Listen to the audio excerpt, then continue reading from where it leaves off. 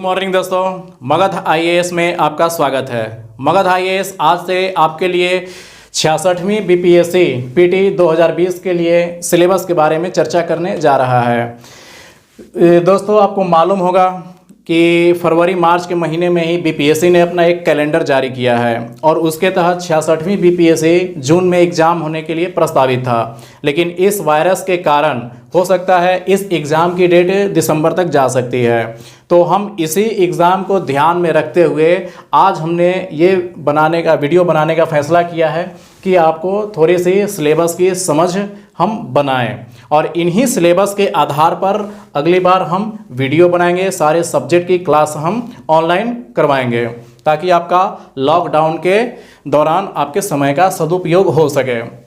तो आइए दोस्तों, हम देखते हैं बिहार के 66वीं बीपीएससी प्रीलिम्स के सिलेबस। इसमें क्या क्या चीज़ें आपको पढ़नी है, कहाँ कहाँ से पढ़नी है, इन चीज़ों पर हम देखेंगे। तो जैसा कि आपको मालूम है, बीपीएससी के प्रीलिम्स एग्जाम में सिर्फ एक पेपर होती है और वो एक पेपर सिर्फ 150 नंबर की होती है।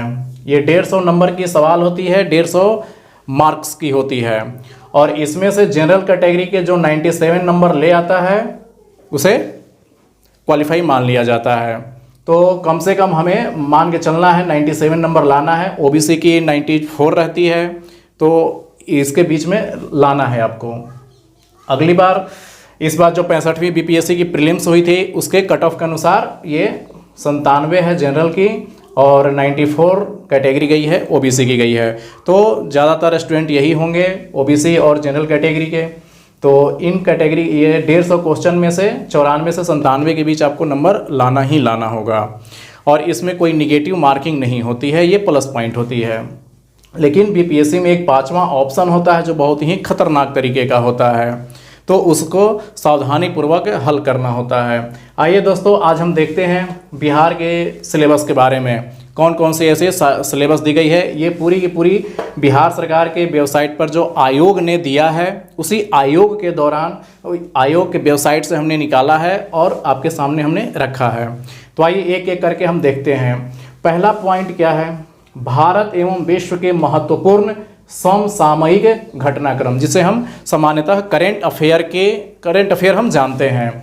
अब इसमें यह देखना है कि भारत और विश्व में कौन कौन सी ऐसी समसामयिक घटनाक्रम घटती है जिसे हमें याद करना है, जो एग्जाम के दृष्टि से महत्वपूर्ण है और वो भी होना चाहिए, महत्वपूर्ण होना चाहिए। अब कोई भी घटना घटती है, हम उसे कैसे कहेंगे कि वो महत्वपूर्ण है, वो घटना कैसे महत्वपूर्ण है, हम ये कैसे अंदाज़ा लगाएंगे। उसके लिए आपको जानने के लिए हमने करंट अफेयर का एक सेपरेट वीडियो बनाया है। आप जाकर प्ले स्टोर ये हमारा वेबसाइट से आप जाकर देख सकते हैं कि करंट अफेयर कैसे पढ़ा जाता है, करंट अफेयर कैसे पकड़ा जाता है, कि कौन से करंट अफेयर एग्जाम की दृष्टि से महत्वपूर्ण है और कौन से ऐसे ही घटना घटी है। तो सबसे पहले आपको ये पढ़ना है भारत और विश्व में कौन कौन सी ऐसी महत्वपूर्ण घटनाएं घटती है जिसका रिलेवेंस होती है, महत्व होता है। तो ये घटनाएं आपको देखना है, ये किसी भी क्षेत्र में वो घटनाएं घट सकती है। तो इसके लिए आपको कहाँ से पढ़ना है, कोई भी एक मैगज़ीन आप पढ़ते रहिए सप्ताह, और प्रतिदिन आप अखबार पढ़ने का आप तरीका बनाइए। आप प्रतिदिन अखबार पढ़िए, इससे आपको घटनाओं का विश्लेषण करने का मौका मिलेगा और ये करंट अफेयर आपका तैयार हो जाएगा। इसके बाद है भारत का संपूर्ण इतिहास। ये संपूर्ण इतिहास का मतलब क्या है? संपूर्ण इतिहास का मतलब है कि प्राचीन काल, मध्यकाल और आधुनिक इतिहास, ये तीनों इतिहास को आपको पढ़ना है और वहाँ से ये लगभग 40 क्वेश्चन पूछे जाते हैं बीपीएससी के प्रीलिम्स में। पूरे इतिहास से मिला करके 40 क्वेश्चन आपको यहाँ से आपको पूछे जाएंगे। और एक ऐसा ट्रेंड देखा गया है कि जब बीपीएससी एग्जाम लेती है तो प्राचीन इतिहास से ज़्यादा सवाल पूछती है। क्यों प्राचीन इतिहास से ज़्यादा सवाल पूछती है? क्योंकि बिहार का प्राचीन इतिहास बहुत समृद्धशाली रहा है। मगध राज्य का यहीं उत्कर्ष हुआ, बौद्ध धर्म का यहीं उदय हुआ, जैन धर्म का यहीं उदय हुआ, 16 महाजनपद यहीं मिलकर के बना। इसलिए भारत का जब भी बिहार के सिलेबस, बिहार के बारे में कोई भी एग्ज़ाम देना है आपको, तो बिहार के प्राचीन इतिहास के बारे में सबसे ज़्यादा पढ़ करके जाएं, क्योंकि यहाँ से बहुत ज़्यादा सवाल आता है। अगर यही आपको यूपी पीसीएस की अगर एग्ज़ाम देना है, यूपी पीसीएस की देना है। तो यूपी पीसीएस के लिए वहाँ मिडिएवल हिस्ट्री से सबसे ज़्यादा सवाल पूछा जाता है। क्यों?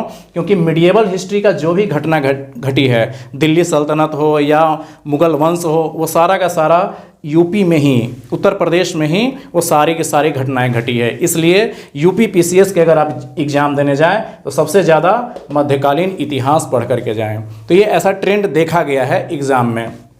तो इसलिए बिहार के लिए स्पेशल प्राचीन इतिहास पढ़ना है आपको। और मगध आईएएस कल से यानी कि 27 अप्रैल 2020 से भारतीय इतिहास के प्राचीन इतिहास से एक नया बैच शुरू करने जा रहा है। और आप अच्छे से इसे देखिए, बहुत ही इंटरेस्टिंग वीडियो बनाएंगे हम, और बहुत ही उसमें कॉन्सेप्ट वाइज चैप्टर की हम व्याख्या करेंगे कि प्राचीन इतिहास पढ़ा कैसे जाता है, उसमें कौन कौन से कॉन्सेप्ट है जो आपको याद करनी है।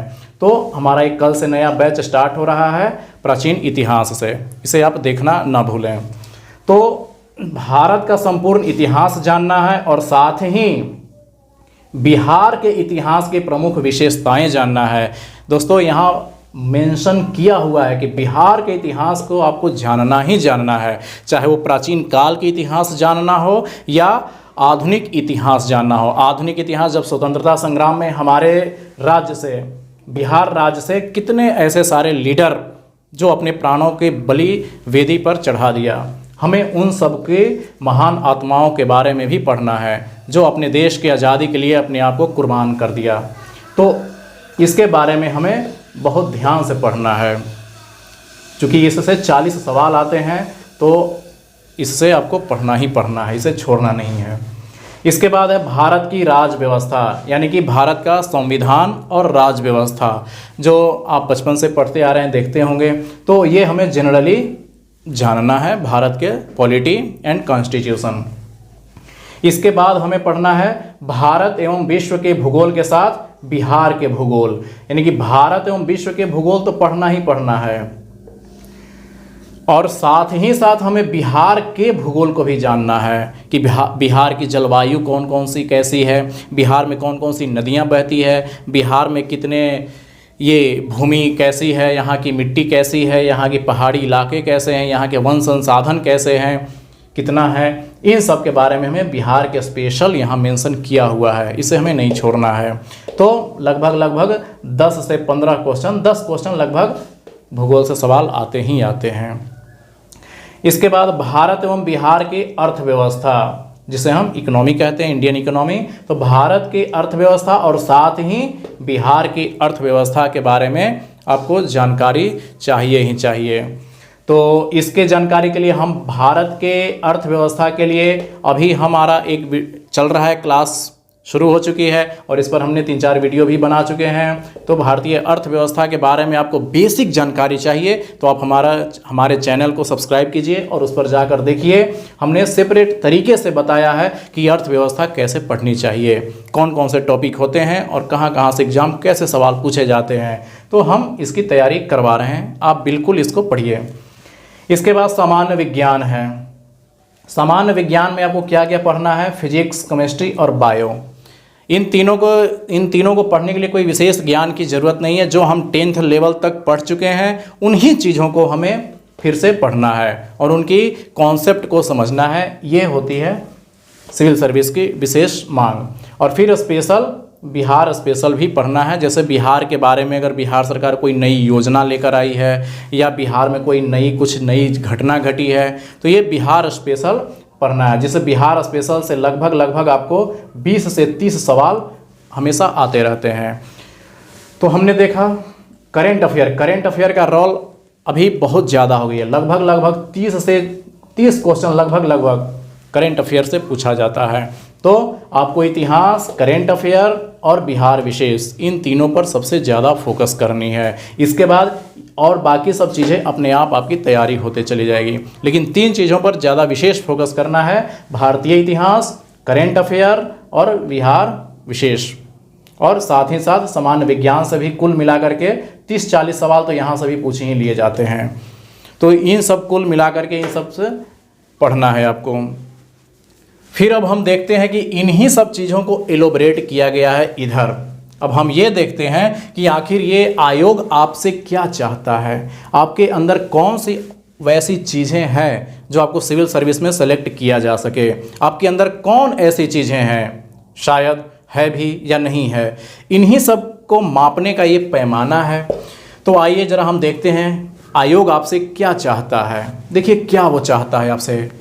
परीक्षार्थियों से आशा की जाती है कि वे भारत एवं बिहार के इतिहास की मुख्य घटनाओं से परिचित होंगे। ये आयोग आपसे पहला प्रश्न पूछता है।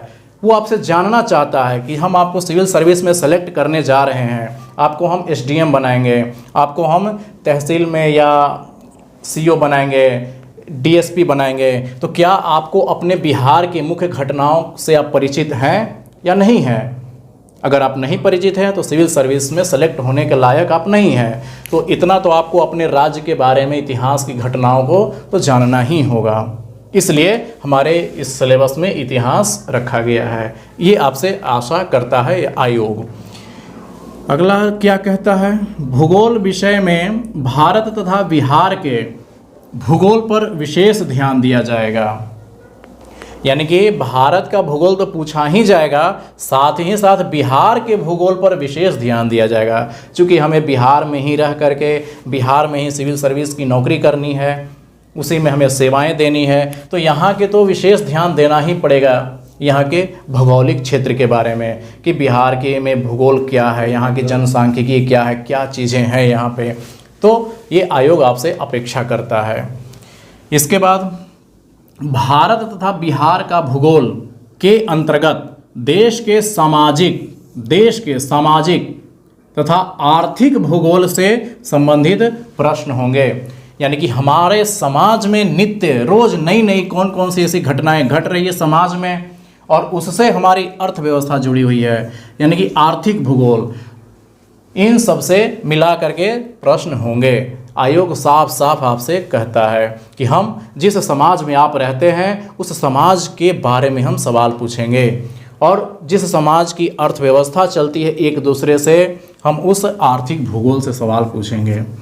तो आयोग साफ लिख देता है, अगर आप इस पर आधारित पढ़ाई करेंगे तो ज़रूर सफल हो जाएंगे। अगला क्या कहता है, जिनमें, अब इसमें क्या क्या शामिल है, इस आर्थिक भूगोल में क्या क्या शामिल है। भारतीय कृषि ही तो भारतीय अर्थव्यवस्था की रीढ़ है।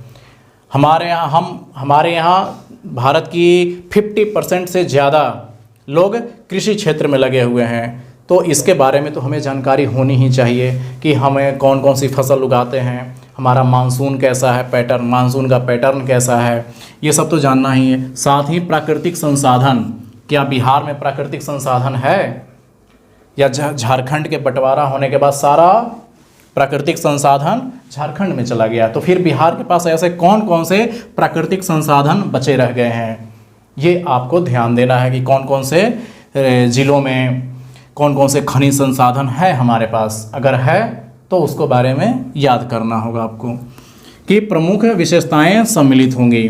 तो सामाजिक और आर्थिक भूगोल में क्या क्या शामिल होगी, भारतीय कृषि और प्राकृतिक संसाधन, इन दो चीज़ों के बारे में आपको पढ़ना है।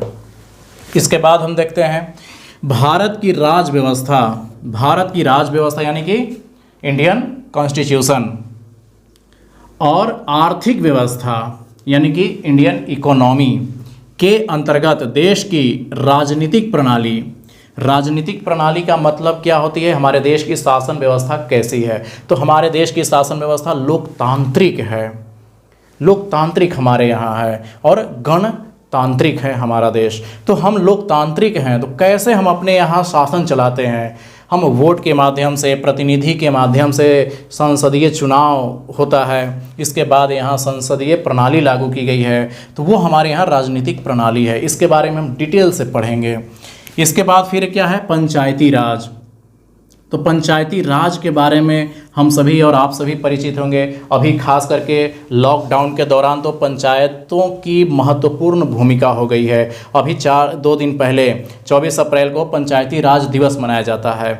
अभी अगर आपने देखा होगा तो हमारे माननीय प्रधानमंत्री श्री नरेंद्र मोदी जी कुछ पंचायतों से वीडियो कॉन्फ्रेंसिंग के जरिए उन्होंने बात किया है। तो प्रशासन यानी कि लोकतांत्रिक विकेंद्रीकरण का सबसे निचला स्तर पंचायती राज है और पंचायती राज आज महत्वपूर्ण भूमिका निभा रही है। तो इसके बारे में हमें पढ़ना है। फिर सामुदायिक विकास, कैसे हम कम्युनिटी डेवलपमेंट करते हैं, तथा भारतीय योजना, वर्तमान सरकार कौन कौन सी योजनाएं चला रही है, जैसे स्किल इंडिया वगैरह वगैरह, जनधन योजना, बहुत सारी योजना सरकार लॉन्च की हुई है। साथ ही बिहार के संदर्भ में भी बिहार सरकार ने कौन कौन सी योजना लॉन्च की है, अगर इन सब का आप इकट्ठे एक नोट्स अगर आप बना लेते हैं तो मुझे नहीं लगता है कि आप सिविल सर्विस पास नहीं कर पाएंगे। बिल्कुल आप पास कर जाएंगे। अगर इस पर आधारित अगर आप योजना बनाते हैं तो आप ज़रूर सफल हो जाएंगे। इसके बाद है इसके संबंधी जानकारी का परीक्षण किया जाएगा, यानी कि इन सब से संबंधित जानकारी का आपसे परीक्षण किया जाएगा। भारत के राष्ट्रीय आंदोलन के अंतर्गत 19वीं शताब्दी के पुनरुत्थान के स्वरूप और स्वभाव, राष्ट्रीयता का विकास, जब हमें अंग्रेज़ों ने गुलाम बनाया तो फिर हमने कैसे आज़ादी प्राप्त की, इसके बारे में हमें पढ़ना है। तथा स्वतंत्रता प्राप्ति से संबंधित प्रश्न पूछे जाएंगे। सीधा सीधा आयोग आपसे लिख दिया है कि हम कहाँ से सवाल पूछेंगे। अगर इसके बावजूद भी अगर आप तैयारी यहाँ नहीं करते हैं तो ये आपकी गलती है। तो सीधा सीधा आयोग कहता है कि हम स्वतंत्रता प्राप्ति से संबंधित सवाल पूछेंगे। इसका मतलब है कि स्वतंत्रता प्राप्ति हम कब से कर रहे हैं, हम 1857 से लेकर के 1947 तक स्वतंत्रता ही प्राप्ति करने में लगे हुए हैं। तो इसके बीच की घटनाओं को आपसे पूछा जा सकता है, तो ये पूछा जाएगा आपसे। अगला क्या कहता है, परीक्षार्थियों से आशा की जाती है कि वे भारतीय स्वतंत्रता संग्राम में बिहार की भूमिका पर पूछे गए प्रश्नों का भी उत्तर दें। आयोग साफ साफ लिख देता है कि जब भारत में क्रांति हुई तब उसमें बिहार की क्या भूमिका रही, इससे संबंधित आपको पूछा जाएगा। बिहार से संबंधित विभिन्न पर्सनैलिटीज़ यानी व्यक्तित्व, जैसे राजेंद्र प्रसाद हो गए, ये जवाहरलाल जयप्रकाश नारायण हो गए, इनके बारे में हर साल सवाल आते हैं। तो इस पर आपको विशेष ध्यान देना है। फिर क्या है, सामान्य विज्ञान। इस विज्ञान के बारे में कहा जा रहा है कि आपको विज्ञान की तैयारी कैसे करनी है। इस विज्ञान के बारे में कहा जा रहा है, सामान्य विज्ञान के अंतर्गत दैनिक अनुभव, सामान्य विज्ञान के अंतर्गत वैसे सवाल पूछे जाएंगे जो आप रोज़मर्रा के ज़िंदगी में आप यूज करते हैं, रोज़मर्रा के ज़िंदगी में आप अनुभव करते हैं विज्ञान से संबंधित घटनाओं को, वैसा पूछा जाएगा। ना कि उसमें आपको पीएचडी करने की ज़रूरत है, नहीं, वैसा नहीं करना है। तथा प्रेक्षण से संबंधित विषयों सहित विज्ञान की सामान्य जानकारी, यहाँ ध्यान दीजिए, सामान्य जानकारी, विज्ञान की सामान्य जानकारी, ना कि आपको वैज्ञानिक बनना है, इसमें सामान्य जानकारी आपको चाहिए। तथा परिबोध पर ऐसे प्रश्न पूछे जाएंगे जिसकी किसी भी सुशिक्षित व्यक्ति से अपेक्षा की जाती है, यानी कि ऐसे सवाल पूछे जाएंगे जो कोई भी सुशिक्षित व्यक्ति यानी कि शिक्षित व्यक्ति है उससे अपेक्षा की जा सकती है, जिसने वैज्ञानिक विषयों का विशेष अध्ययन नहीं किया है। तो आपको साइंस वैसे पढ़ना है, जनरली पढ़ना है कि साइंस होती क्या चीज़ है। तो इसके लिए सिर्फ और सिर्फ 9th और 10th के सामान्य विज्ञान को आप पढ़ लेंगे, इतना काफ़ी है। इससे ज़्यादा कभी ना बीपीएससी गई है इसके बाहर और ना इससे कम। तो आपको 9th और 10th इन दो किताबों का अध्ययन करना है सामान्य विज्ञान के लिए। वैसे तो सभी का सभी लेवल 10th तक ही है, लेकिन समसामयिकी घटना का रोल इसमें ज़्यादा हो जाती है। तो विद्यार्थियों, मेरा आपसे सिर्फ इतना अनुरोध है कि इस सिलेबस को 2 बार 3 बार 4 बार पढ़ें और हमारे द्वारा बनाए गए वीडियो को आप 1-2 बार ध्यान से देखें। उसको देखने के बाद आपको लगेगा कि वास्तव में सिविल सर्विस की तैयारी कैसे की जाती है, वास्तव में सिविल सर्विस होती क्या चीज़ है। ये देखने के लिए आप हमारा चैनल सब्सक्राइब कीजिए और नियमित रूप से आपको वीडियो मिलेगा, और फिर इसके बाद आप अपनी सफलता को 100% सुनिश्चित कर पाएंगे। धन्यवाद दोस्तों।